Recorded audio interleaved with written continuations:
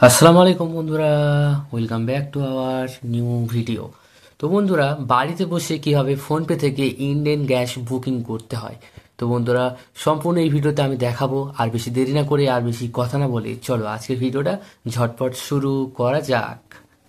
তো ফোনপে অ্যাপটা খোলার পরে পাসওয়ার্ড দিতে বলছে, পাসওয়ার্ড দিয়ে দিতে হবে বন্ধুরা। তো দেওয়ার পরে বন্ধুরা দেখো নিচের দিকে হালকা স্ক্রোল করলে দেখতে পাবে ভিও অল অপশান আছে এখানে। ভিও অল অপশানে ক্লিক করার পরে বন্ধুরা দেখো ওপর থেকে নিচে এই যে অপশান ক্রেডিট কার্ডের পাশে দেখো বুক এ সিলিন্ডার, এখানে ক্লিক করতে হবে। তারপরে বন্ধুরা দেখো ইন্ডিয়ান গ্যাস ইন্ডিয়ান অয়েল, এখানে ক্লিক করতে হবে এবং বুক, এবং দেখো এখানে ট্যাপ করতে হবে। করার পর দেখো দেখতে পাচ্ছ mobile number, LPG ID, consumer ID. তো আমি বন্ধু বলবো মোবাইল নাম্বার দিয়েই বুকিং করবে, তাদের সবের সুবিধা হবে। অনেকে জানার ওটিপি আছে তো ওই জন্য। তো এবার ক্রস করে দাও। তারপরে বন্ধুরা দেখো এখানে মোবাইল নাম্বার দিতে বলছে, তো মোবাইল নাম্বারটা আমি যে মোবাইল নাম্বারটা আছে,